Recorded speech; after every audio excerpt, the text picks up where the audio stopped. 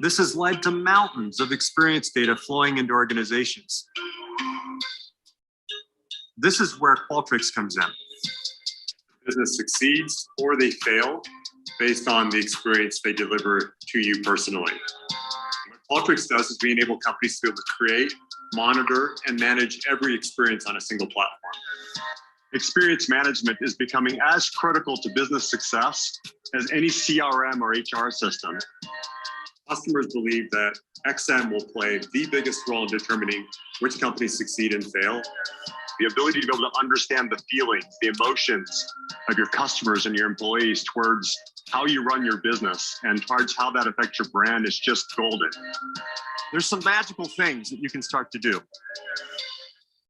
At this point, we're ready to take XM to the world. We're at a point where experiences matter. Every moment matters. It's becoming the new currency of business.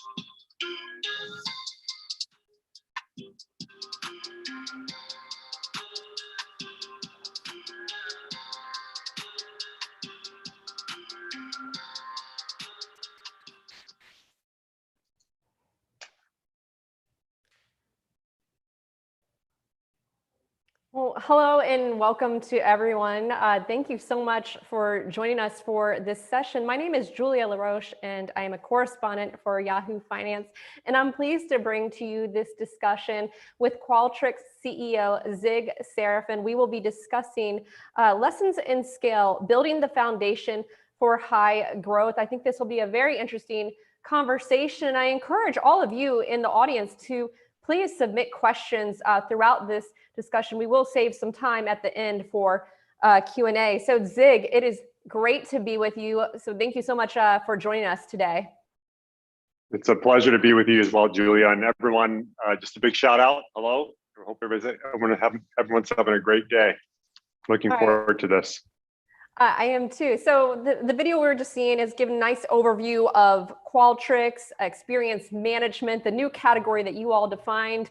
Also, you know, we are living in the experience economy. So I would like to just kind of start, Zig, at a really high level. Walk us through the experience economy and the opportunities that you have been seeing. Yeah, that's a great question. Look, if all of us reflect on the world that we're living in right now, and if you just kind of take a step back and just think back to what things were like 10 years ago, and then, you know, picture, just reflect on the way the world works today and the way that tech has shaped things, especially even in the last year.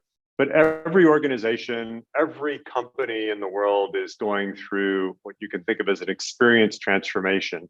There's been a lot of talk about digital transformations, and digital transformations actually kind of pave the road towards using technology to reshape the way that we interact with our world, right? The way that you end up interacting with any organization, any business, the way that you do things with people. And what you're seeing is a massive market and also category opportunity that's been created as part of that. We're a pretty important shift in that. And if you think about the average consumer experience, or you think about your own consumer experience, it's easier than ever for you to be able to change the service provider or the product provider that you're interacting with. It's really within a matter of a click, right? And what people are seeking to do is constantly design, hone in, improve the experience for you personally. And what Qualtrics does as part of this is we provide a single system that helps people to be able to connect with the hearts and minds of customers, of employees, and then help to be able to optimize and shape the way that customers end up interacting with an organization, the way that employees are engaged with the company that they work for. And frankly, that ultimately creates a feeling that you have around the brand. And the product, is the product more personal? Is it connected to you, regardless of what industry you're interacting with? It could be an airline experience, it could be a hotel, it could be the product that shows up at your front door. And so what's happened over the last 5 years or so is a new massive market has opened up that's focused around what we call experience management. And software is being used in that market to help people to turn products into obsessions, turn brands into religions, help customers to become fanatics about what they're interacting with, and frankly, help employees to feel more connected and become ambassadors of the things that they're doing. All of this is actually the result of an experience economy that we're all living in. And so that's what we've seen happening. And Qualtrics has been a huge participant in the way that this market's been growing. I like that. Software to turn customers into fanatics, employees into ambassadors, products into obsessions, and brands into religion. So before we get into the opportunity there, the total addressable market you all are going after, the use cases, some of the lessons for folks watching, it might be helpful to kind of frame up, Zig, your own career story, how you got to Qualtrics. I know you were at Microsoft before, but what was it that first got you interested in joining Qualtrics, the organization? Yeah, I spent almost 2 decades at Microsoft, and that makes me sound pretty old. But I can tell you that those 2 decades went by really, really, really fast. And I was introduced to Qualtrics in around 2015.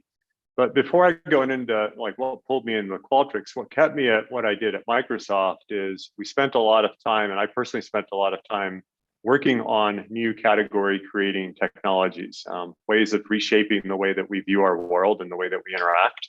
One of those products was a product called Lync, Lync, and Lync was something that we started way back in 2002. And we, effectively sat there and said, what if we reimagined the way that we interacted with each other in a digital world, where you could connect with people within a click, and instead of looking at phone numbers, we could use whatever mode that we want to use to connect with people, whether it's, if you want to instantly connect and chat with someone, if you want to be able to do video, if you want to share and show them what you're looking at. And again, this is going back 2 decades ago, right? And so at that time, the way things were done is you would send an email, you pick up the phone, you make a call. Broadband was just starting to take off. It wasn't ubiquitous and broadly available. If you wanted to do a video, you had to walk into a conference room.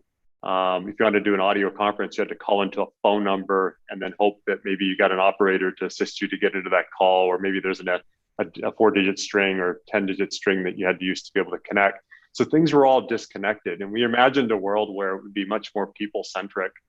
And that product today, went over 100 million users today. That product is known as Microsoft Teams. It became effectively a new category creating way of how to think about the communication collaboration experience that we all partake of when we use tools like Zoom and tools like Slack and Microsoft Teams and others. And so I spent time working on things like that. And it's what kept me there is because you get to reimagine what the world could be like, and you get to work with a lot of interesting people. And you're not reading some textbook of how to go do it. You're constantly figuring out what's the next chapters of that textbook. Well, when I met Qualtrics, one of the interesting things at that time is there's been a lot of conversation as you get more data available around how people interact with each other and with products and technologies. You have this huge opportunity to connect with human beings and become more empathetic, become more personal, become more connected to the emotions and interests and preferences, whether people tell you these things or not. And this was something that Microsoft that we were talking a lot about at that time, but nobody had built a technology system that perhaps could act as a way of reshaping how we looked at that. So we'll talk more about that, Julia. But what pulled me in, frankly, was what kept me at Microsoft. And so one was, is there an opportunity to leverage a technology system to completely rewire how things have been done traditionally? And two is, are there elements of how you would get to market that nicely complement the way the technology is built? And I saw some very unique things in the way that Qualtrics is put together that way. Three was the culture of the company. And culture is a pretty deep thing, which we can talk more about. But, there's some people like to say, well, we have a culture because we wrote on our website that, we've got 4 things that represent our culture. Or you walk into the building and maybe somewhere on a wall, someone has written it up. But culture is, it's what's in the mixing bowl. It's what you feel in the air when you're interacting with the people that work in an organization, whether it's in the digital experience, whether it's, in the physical building, whether it's what a customer feels when they're touching or interacting with an organization. And I saw some very unique things in the way that Qualtrics had been built from the very beginning. that were long-standing, and frankly, we're able to build the roots of the company on. And the fourth thing was the people, frankly, the founders and the stakeholders that backed the company. And the one thing I looked for is, how are they living their lives?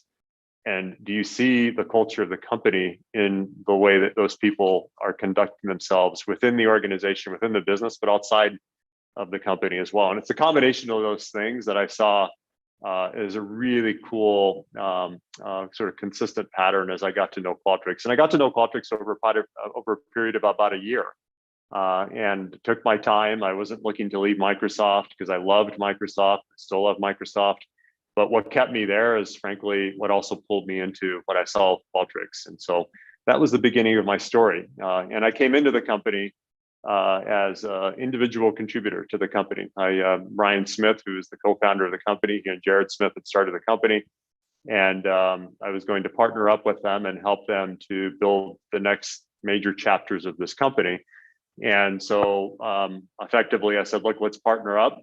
We moved from Washington to Utah. We went all in, and that was the beginning of the story. So I'll pause there, Julia, because you can keep me going. There's so many things within that story that I would love to just explore with you. But, for the folks who are watching, I imagine a lot of them are probably, building new categories as well. And I found that part to be particularly interesting because it's almost like you need to kind of articulate this unarticulated need in the market. So can we explore what it's like building a new category? And then when you do build a new category, that go-to-market strategy that goes along with it? Would love to kind of hear more from you in that area. Yeah, what's interesting about category creation, if you sort of step back and say, like, what are we talking about when we say category, first off, right? Well, everyone should sort of, whoever's in this session should just reflect and, on a core product that you love that has sort of just changed the way that you do things. And frankly, every product, every service that we love exists because there was a legendary company that had a unique insight about an unsolved problem, right? And they said, like, look, we're not going to go and follow the pattern that was there created before. They're not going to go read it in an analyst report, but it was about reimagining a new experience. And it changed the way that we all talked about it, and frankly, changed the way on how we looked at some dimension of the world that we interact with. And, a great category leading technology or product is one that not only solves the problem, but it's something that creates urgency, it shapes the business models, establishes long-term value for the customers and the shareholders that are involved in that area. And, to do that well, that means there's a clear vision. It means there's an unwavering focus on how that product comes to life in the minds of the customer and the people that are participating. Often it's the ecosystem that participates around that. And then it becomes this container in a customer's mind. It's a container in our mind. It becomes the reference point, right? I think the iPhone is a very simple, good example of that, right? In terms of how it just redefined the way that people thought about the thing that was called a phone, right? And it became a category unto itself. And some people refer to that as the smartphone category, right? And one of the other interesting parts of that is that it's not static, right? A great category, legendary company, category leading legendary company is one that's constantly evolving the definition of that category, and people are enrolled into it and they're along for the journey and they love it, right? Because, someone's writing the playbook, they're writing what that picture looks like over time. And so when you look at that, often along with it comes a change in the business model itself, and how you get the package of value that's there because you're reimagining it, right? And so that's an important part because, sometimes we see incumbent technologies or incumbent companies that come in and they say, hey, well, we're just going to change the brand or the name on something that we're working on. But then the business model hasn't changed. The value unlock hasn't changed and how people participate in it. And so, one of the things that's interesting about Qualtrics was that not only was the technology system something that changed the way that market research sciences were done, and created a software platform, kind of like the Google search engine, but designed specifically for human factors, understanding people's sentiments, their emotions, their stated, their unstated needs.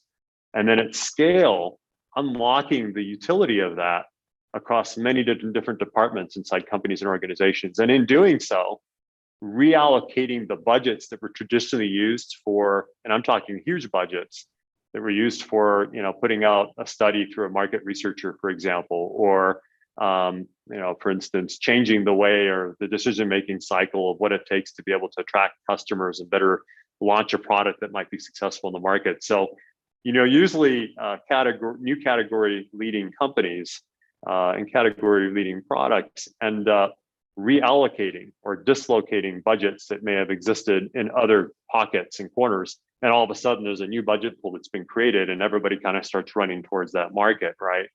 Well, the companies that end up creating the playbook for that market end up getting the advantage, because what happens is, well, it's their business model, it's their ecosystem, it's their technology definition. And then everybody else that jumps in usually likes to change the names on what they were doing before, but they're not really structurally positioned to compete in that market. And the customers love that too, because they continue to take advantage of something that's new and something that's different, right? So that's how to think about this topic around category. So what I was also hearing in there is you kind of land in one department that can spread throughout an organization. And that's what you've talked about. I know we've talked before about your business models, this kind of land and expand business model when it comes to go to market. Let's talk about that further and some of the nuances that come with that, you all being, a B2B company versus, some of the nuances that come to, whether it's, a B2C company, for example. Yeah. Well, first off, on that point, B2B versus B2C and how you get into the market. Over the last, call it 10 years, we've seen people like to call it consumerization of IT, and there's other terminology. I sort of go like blah, blah, blah, blah. Here's what matters. The reference point for an employee for what they want to spend their time in with their teams is what they do in the consumer world, right? When you go on the app store, you're like, I'm going to enroll in this app. I'm going to get going. I'm going to bring my family and friends into it. It's got to be frictionless. It's got to be easy to run. It's not, well, let's wait for what the IT department brings me, and I'm going to go and wait for some major centralized decision to be made on how something's going to get standardized inside the company, right? The disruptive technologies, the real movers and shakers in changing the experiences of people are actually people who have built things for people. And it's relatively easy to be able to enroll into it within the business environment. So in B2B, or within the inside of the enterprise and the technology that gets shaped into what you end up spending your time in, most often than not, what happens is that some team within a company starts to use something, and then they spread the word, right? And so the design points are on your platform, and your technology usually has to be built to be able to scale at a micro level within a department, often, frankly, within a couple of employees or users within a department. And then they end up expanding, right? And then one team might use it, and then another team in another department might say, hey, we could take advantage of that.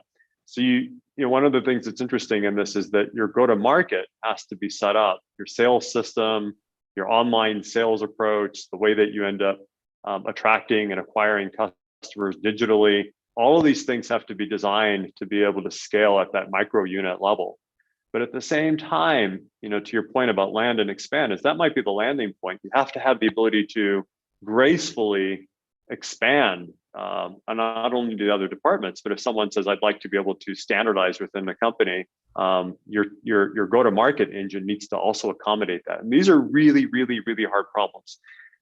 It's easy to talk about it at a surface level. Oh, I'm going to set up an inside sales team, and they're going to do this thing and that thing, and it's going to get running. What's really going on behind the scenes is that you have to be able to partner with customers at the departmental level. You have to have a go-to-market engine that allows you to be able to unlock value, but the technology system also has to be built to accommodate that. So I've seen companies that have come in and they built a technology that's built for an enterprise sale. It's built for a centralized deployment, and then they're setting up and standing up an inside sales organization, or they're trying to create an online e-commerce way, and it just falls apart. And it's because the technology itself wasn't built to actually scale at the micro level. And so you have to have those two things working hand in hand with each other. And that's one of the things that's been unique about Qualtrics, and what attracted me to the company is This is a system that allows companies to start to use the platform. And if you're a student, you'll get introduced to Qualtrics in the university system. There's over 2,000 universities around the world that use the system. And they'll leave the university, they'll go into the workforce, and they're like, well, that's what we learned in college, so I'm going to pick up and use this tool when I come into the work environment. And then the technology is built in a way where you can unlock and turn on new capability as you need it. But then, when an IT leader comes in and says, well, we'd like to standardize, the technology also accommodates the ability to quickly scale at a global level if that's what you want to do and consolidate, point solutions. So those are really important nuances that are in this picture when people talk about land and expand. So if you're building a new company, you really got to think about, well, what am I building this for? Who's it going to be for? How does this play out over time? And how does that actually end up affecting the very architecture of our tech and the very architecture of the go-to-market system that I'm also building? Those two things need to work hand in hand, depending upon the market you're going after. Yeah, the nuances are really interesting. It kind of makes me want to bring up the topic of customer success in this context. Like, how do you think about customer success? How do you define it? And what do you find are the most successful attributes at Qualtrics, and how you all are able to even use your own data, like in your own process when it comes to your go-to-market? Yeah, I mean, first off, it starts with the culture of the company. At the beginning, I talked about how, culture has got to be something that you feel just, to your soul when you're interacting with people over a period of time. You should see it come through in the products, and you should see consistency in it. And, for us, we have what we call tacos. So our culture is built on a set of values. Tacos is transparency, being all in, being customer obsessed, operating as one team, and being scrappy. Well, at the center of that is customer obsession. It's a customer orientation. The people that we attract into the company, and we have over almost 4,000 people in the company, have a passion and they care like they're owners of the company, but they care about the people that we get to work with on a global level. And people feed off of that. It's like we not only celebrate the short run, we celebrate where we expect to be 5 years from now with that customer, as an example. And that's really, really important because then that nicely connects and dovetails in with one of the parts of our system, which is our customer experience management product line that's built on top of our XM platform.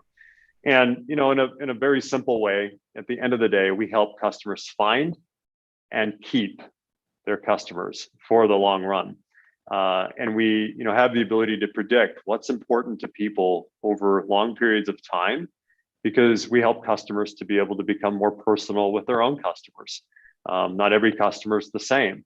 Some people will react differently depending on how you're running your operation or what product you're building, depending upon the industry that you're in. And so it's a scale problem, right? Everyone wants to feel like that person that walked into the store and your name was known, and the person that was at the front desk, is there to accommodate whatever you need, or like your favorite hotel, and hello, Miss LaRoche, it's nice to see you again. We've got everything all set up for you. It doesn't matter what business you're in. If it's a business to consumer, business to business scenario, everyone wants to feel special, right? Well, how do you do that at scale, right? And one of the beautiful things about our technology is we're helping organizations better connect with the hearts and minds of their customers at a level where it's near impossible to do it just with one, trying to train an entire workforce. But we're connecting that by looking at all the dimensions of things that affect what people's expectations are, what the timing of those expectations might be, and then being in a place where you help people to continually kind of not only meet the bar of expectation, but maybe every once in a while delight and exceed through the product experience, through the service, through the delivery, whatever that might be, right? And as a result, we help people achieve experience breakthroughs at scale. And that's what the technology has been building. But a lot of this, everything that we do goes back to the core of the culture of this company, and then how we harness the technology that's been built to allow people to do that. I really like that. Tacos is transparency, all in, customer obsession, scrappy ownership. Is that right? And one team. One team. There you go. Yeah, one team. And you mentioned, your culture helps you all get into I guess, be customer obsessed and think about the hearts and minds of your customers. So let's broaden this out. Can we talk about a few use cases, provide some more specific examples of companies that have deployed Qualtrics and have seen results. Let's talk about that. Yeah, I'll give you several examples. And one of the things that's beautiful about being a part of our company, if we go back to my history, I grew up building tech for tech people. So we would build tech for IT leaders, and ultimately you had that secondhand view of what actually ultimately happened. And what's cool about Qualtrics is you get to do stuff that directly affects the way the world is being shaped. We get to work with people that are defining new products, people that are owning the customer experience for what's going on in airlines, what's going on at a chemical company, what's going on at a food consumer goods products company. I'll give an example, and I'll call off a few. Uber, every time they launch a new service for riders like Uber Pool, they're meticulous in designing the experience using Qualtrics. They'll figure out which riders want it, how much they should charge, which features matter, how do they improve how the ride went when it took place, what they can do to be able to make it better. And again, it's different for different people. And that's an example of using our technology around the constant ability to not only design the experience, but then always on improvement at the scale of the business. BMW is another example. BMW, for those of you that have experienced the brand or watched the brand, or those of you that might be cruising a BMW, the motto that they have is that they build the ultimate driving machine, right? And they knew that they needed to make the dealership service experience just as incredible as the driving experience for when you're in the car, right? And so what they did is they used Qualtrics to design and continuously improve the entire service experience when you're walking into the dealership. And this had a huge effect, and it's had a continued huge effect on higher return purchase rates, right? Because the brand permeates not just the car and what you're doing, but when you walk into the service center. And when you don't own all the service centers, how do you create consistency on a global level for that? As an example, Southwest Airlines, another example, an awesome brand. And in particular, over the last year, obviously airlines have been hit hard during the pandemic. But what Southwest Airlines did with Qualtrics is they used Qualtrics to be able to check in regularly with their employees, right? Because they know that there's a direct relationship between how the employees feel and what's going on with their feelings, and that's going to directly affect the way that their service experience comes to life for the customer that walks in. So they use Qualtrics to check in regularly with their employees on their well-being during the pandemic, ask if they're feeling okay, how safe they felt about their job, what they needed to be accommodated with respect to their job, who was getting PPE, et cetera, et cetera. And then they connected that with some of the decisions they were making on the customer journey as well.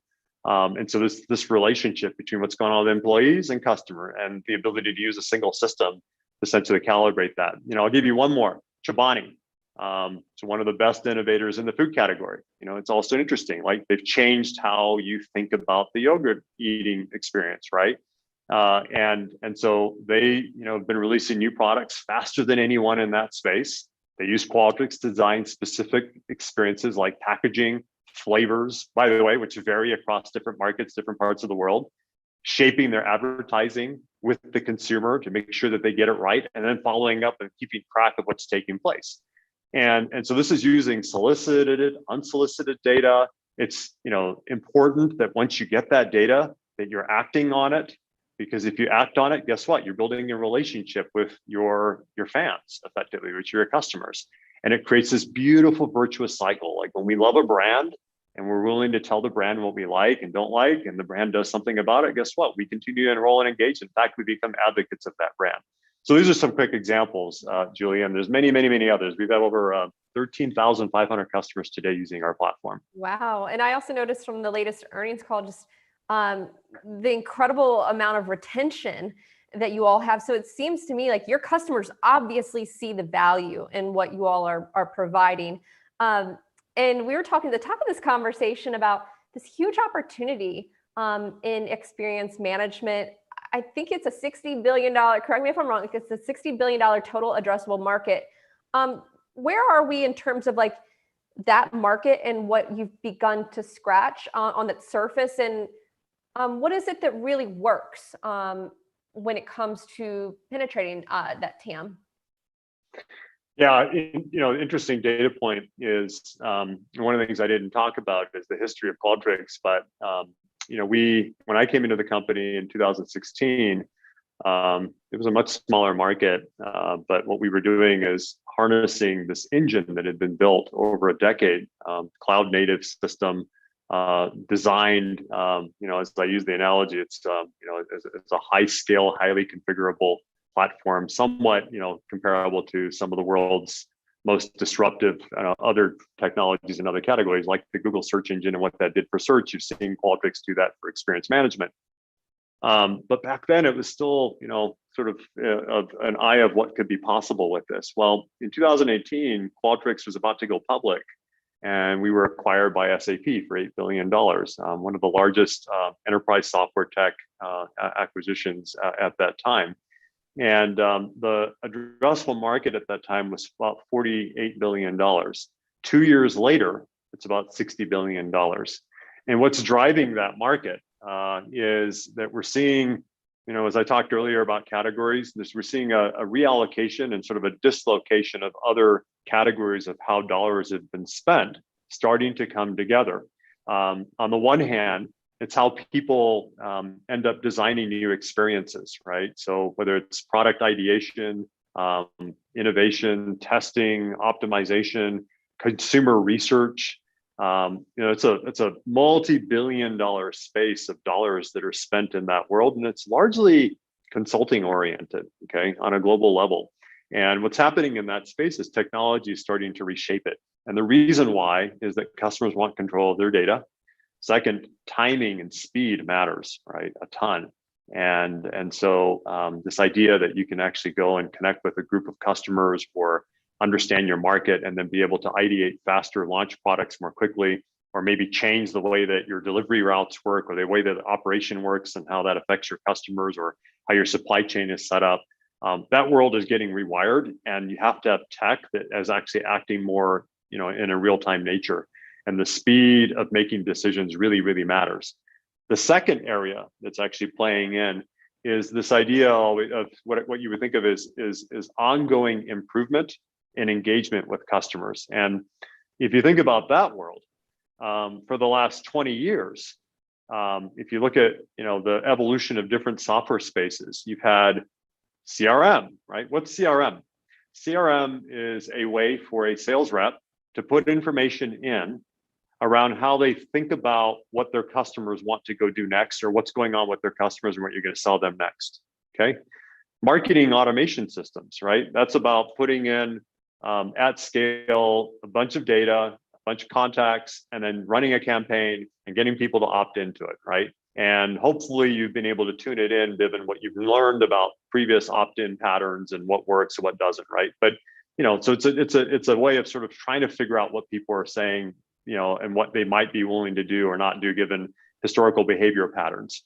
Then there's, another sort of small field set of companies out there that are saying like, look, once you've sold something to a customer, maybe you can do a better job of care and handling them. You could set up a ticket if there's a problem, and they'll call into the call center, and you can end up triaging their issues. There's customer success tools that are out there. The theme in all of this is everybody is reacting, and they're trying to guess what's taking place. And what we're seeing is there's a new generation that's underway, which is that you become much more proactive, given information that customers will voluntarily tell you about what matters to them. Here's my preferences, here's my interests. In the moment, this is what worked, here's what didn't work. Please use that information to do a better job in serving me as a customer. Figure it out in the way that you run your product organization, the way that you run your customer organization, whatever it is, right? The speed in which you actually end up enabling continuous improvement is going to reshape the way that we think about analytics, the way that we think about relationship management, and I think that you're seeing a collision path between this area of what we think about as experience design and experience improvement. And there's a role that we're playing in how we help organizations then use the tools that they've already invested in. So if you have CRM system, they'll bring Qualtrics right alongside that and they'll connect it to be able to make better decision making and at the same time drive action across an entire organization. They'll connect it with the ticketing systems. They'll connect it with the workflow systems that a company has. But what's going on with that bigger picture and what's driving the larger addressable market are these bigger factors those factors that I just talked about, which is the world shaping to be one where the customer or the human being just wants to emote and have something done with that. And can you do it at scale? And if you do, that's what's going to determine, the leaders from the followers in respective markets or disruptors in reshaping the markets that they're in. And that's the experience transformation we were talking about. And I thought it was interesting, you just the importance of the timing and the speed of obviously, problems that you all have been able to solve for, allowing for companies to be more proactive. In the last year, I just wonder how much COVID-related innovation has been accelerated and what you all are seeing at Qualtrics in terms of, how the data is helping your customers drive their accelerated innovation agendas. Have you been able to see any sort of insights in that area? That I know we did talk about some examples earlier, but any other insights that you could break out as it relates to your clients and their innovation agendas being accelerated because of COVID and what they're seeing with your own data? Yeah, this ties a little bit back to what we were chatting about earlier, which is, if you look at digital transformation, or, McKinsey has said that there's been like a 7+ year acceleration of digital transformation. And, obviously it's because technology has played a keen role in how, companies can connect with their customers and employees when you're not all in the same physical space, right? And it doesn't matter what industry you're in, where you are on the planet, almost, it's just been, an acceleration of saying like, look, how are we going to use tech to do a better job in the way that we operate? But in the middle of that is, how do you use technology to change the experience that you're creating? It's not just, efficiency or connecting. It's like, well, okay, so now you can change the way that you do business. It's the way, the way that you end up presenting your products. You can actually change up how you interact with customers differently. I'll give one example. What you might think of not top of mind first industry to become significantly technology oriented, but they're leading big time, is what's happening in cruise lines. Royal Caribbean, example of a customer. There's very few industries, obviously, that got hammered like travel and hospitality and cruise lines. And one of the interesting things about Royal Caribbean is they didn't have months to figure out what they're going to go do, because their business went from about 100% occupancy to zero, and they had to completely rewrite their playbook. It's like, what are we going to do? Everything's changing, and you can't run the same play. You can't continue to say, well, we're just going to keep running the same routes and engage with our customers in the same way. And so what they did is they chose to lean in, and they invested to better understand how their customers were thinking, how they were feeling, and then they acted on the data with the Qualtrics platform. They focused in on like, what do we really need to do to be able to design the right cruising experience for people? How does it need to shape and adapt to different conditions and expectations, which often meant connect with hearts and minds of their cruisers and what those customers were willing to put their money to. And then using the data that they had, they were able to build out a plan that helped customers to come back safely with new experiences that attracted their customers. And they were doing the same thing with employees, because obviously they're a critical stakeholder in that.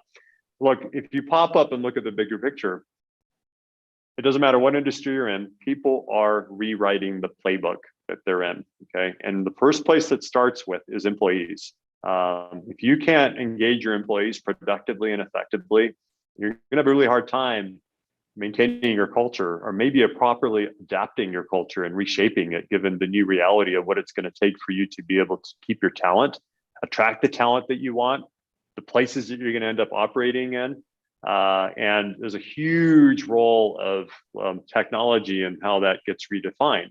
And so one of the first things that we're seeing companies working with right now is like they're rewriting the playbook around the way that they create the work experience for their employees and their workforce. And then that then affects the way that they'll work with their customers, no matter what industry that they're in.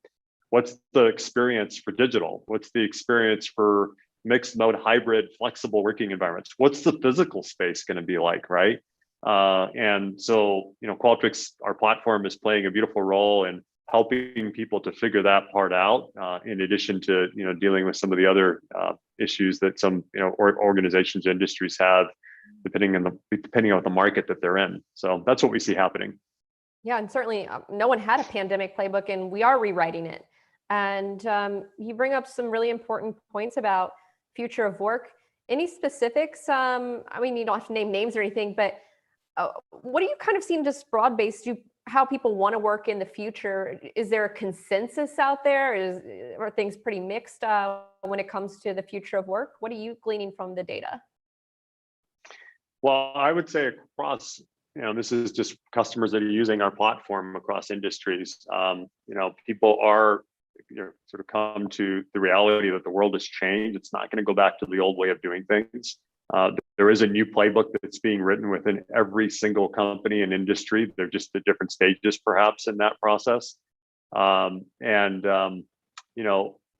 we're finding is people realize that when you go all digital, that there are benefits that you end up picking up with people, and some things are basic, like you end up using your time more productively or effectively by reducing commute times, spending in some places an hour or an hour and a half behind the wheel, and the stress that might result in depending upon where you're driving. People have reused that time, sometimes to just be able to live their lives better. Others are using it to be more productive in what they're doing with work.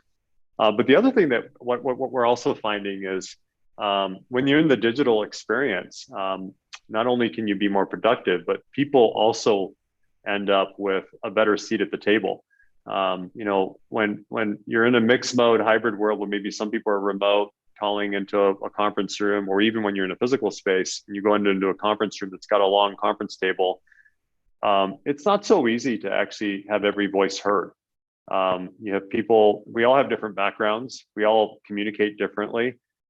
People have different comfort levels, but most of us are working with people that are very talented, people that have something to offer to the organization they're working in. Well, in the digital world, what's interesting is we all end up with little, square pixel, and there's an opportunity to engage people more evenly. Everybody gets the same seat at the table, so to speak. And the other thing that's interesting is you're in this multimodal experience, right? Where you've got the chat experience going, you've got video, you've got sharing. There's very few meetings that I'm in where you're having the conversation, you're debating or something, and then somebody else is typing in chat, and there's a side conversation going on, and it's really cool because you're processing a lot more and you're hearing different voices. Some people like to express themselves in a written format, right? And so what we're finding is little takeaways like this that have actually contributed to results, performance, coming up with new ideas, or things that people don't want that to go away. And yet there's also another dimension which you can't replicate fully when you're all digital all the time. Say, for example, the emotional connection that you have with people, what that does for stimulating learning and what it does for stimulating creativity. The physical space has a role. And so what we see people doing is they're saying, well, what is the role of what happens when we come together into the physical environment? What modes are we in when we're there? And then how do you bring out the best of digital and physical workspaces? And how can you be purposeful? How can you be intentional about the different modes that you're in, and also the mixed modes that you might have? And how does that then actually tie into what you want your culture to be, right? So Qualtrics, as an example, we absolutely believe that we're going to be operating in a flexible work environment, but at the same time, we deeply believe that just as important to be in the physical space together during certain points in time, weekly, for example, for global all hands, but you got to have the right digital tools to accommodate that as well. And so there's a huge opportunity here as well to just change the experience of what work is like. And I think it's going to touch every dimension of both the physical world, the digital world, and also how the digital tools also end up accommodating what we're doing in that physical environment. And then, of course, these things shape the way that we interact with our customers as well, right? So that's what we're seeing. Zig, you keep bringing up culture, and I could tell culture is really important to you. It really matters, and it was key to you coming over from Microsoft to Qualtrics. And now that you're the CEO, I want to ask you, because you did mention the relationship with the founders and the founders being really critical to you making the decision to come over. Talk to us about your relationship with the founders and going from this company, going from being founder led to, no longer being founder led there, I suppose, executive chairman for Ryan. How do you kind of continue the culture or kind of rethink the culture if that's something that comes up? I would love to kind of explore the relationship and the transition when you go from being founder led. Yeah, I love that question. I mean, look, simply said, Ryan and I operate in a two-in-a-box model. We have done that since I joined the company. I mean, sure, we have our titles and all of that, but there's a relationship that goes really deep. It's built on trust. It's built on the fact that we both add value differently, which is a good thing. One of the values of tacos is being all in. And you can't do that if you're not willing to be all in on what you're doing, right? Ryan is all in as it gets. He's been doing this for 20 plus years. I came from Microsoft and, there was many opportunities to jump off the train and go do other stuff with opportunities that came at me all the time. But like when you get all in, you start to act like you're the owner, and I mean deep owner of the company. It's your building, it's your product, it's your customers you're responsible for. It's the livelihood of the employees you're responsible for. It's the livelihood of your customers that you're responsible for. And for anybody that's in this meeting, if you just think about your own business, if you're running your own business, or if you've watched someone that owns their own business, no matter what size it is, an owner acts differently, right? And they care about everything. They care about whether the windows are clean. If there's something broken, they don't care what job they have. They're figuring out how to fix it. And for me and Ryan, we both share in that perspective, but we also expect that of our employees as well. They're not employees, they're owners, right? And that's how we think about what we do. And so, this is not easy to do that, especially as you grow as a company. But if you're doing it, then you're going to spend the right time on how you build people, how you, take the care and intention about what you're doing with your products, the way you partner with your customers, and you don't take shortcuts. It's a really important part. I've seen so many companies in tech. People will start stuff and they'll take their shortcuts. The fastest way to be able to go and get an exit, or the fastest way to be able to go and get the next funding round, and think that that's actually the sort of feat of achievement. When you think like an owner, you care about what things are going to look like 5 years from now and what things will look like 10 years from now. You won't take shortcuts. You'll take your hits in the meantime, perhaps of things that maybe aren't moving as fast, or perhaps things that you maybe aren't patient about. But in the long run, things end up playing out differently. And this is a really deep part of how we think about what we're building here. We like to think about this company as something that has high performance, significant opportunity for our customers and for our employees that are part of the journey and the mission of what we do and how we're building it. But wouldn't it be really cool if you look out 15 years from now, 20 years from now, and you have your friends' kids are working at this, maybe your own kids are working at this company, right? Because you built it right and it did something that people deeply care about. And that's the way that we roll. That's what we've been doing, and it affects our operating model. I like that. Think like owners. We have a question in the queue, so I'll go ahead and ask that from Al Nazarelli. He asks, what role do market research service providers play? Does Qualtrics work directly with companies only, or also with market research providers? And if the latter, what value can Qualtrics add to the market research practice? Yeah, love that question, Al. Very insightful question. So what's happening is most market research provider companies are moving over to our platform, and they're bringing their intellectual property, their methodology, their playbooks onto our system. And that's a really cool thing, because we end up partnering with companies on advancing our tool set. They end up leveraging our tool sets, our instruments in our platform to optimize their methodology. What it does for them is it actually allows them to go back to their customers and say, look, we're going to turn what we've been doing with you into something that's much more timely in nature, is more scalable and repeatable, because it's not just, I'm going to hand you a report and give you the results of an analysis that gets handed to a department, but rather now we can come in and make that insight researcher within that company a hero to other stakeholders in that company, because now this researcher agency or partner can come in and say, like, look, we're going to do some things here that now the buyer can use to change the way that they operate inside of a company. And it's all based on Qualtrics. Well, that opens up a business model opportunity also for the research agency companies, because they can come in and say, okay, well, we will bring in a managed service. We'll bring in a subscription offering on top of the Qualtrics platform. We'll innovate new solutions that are focused on certain business problems. We want to be able to improve loyalty. We want to be able to turn on much more of a real-time approach to NPS. So it's not static, but it becomes an ever living, breathing system. Qualtrics is the world's largest host of NPS programs. We have over 150,000 NPS programs running on our system. And they're brought in by experts who have set them up in the first place, but then they become more real-time and actionable in the way that they end up being operated within companies. So this is what contributes to an ecosystem that's building around the Qualtrics Experience Management platform. And there's a whole network of partners. It's called the Qualtrics Partner Network. And they're, part of that network and part of that ecosystem are people who are amazing innovators coming from the research side of the world. And now they're using tech to optimize and give them better positions within the markets that they're in. I like that. You've gotten some nice comments in the chat from some folks, including Elias, who liked your tacos acronym, and Al also liked your answer there, Zig. We have a couple more minutes, so I want to go back to culture, because it just seems like an area that it's kind of under discussed, to be honest, and it's one that's probably the most important when it comes to companies.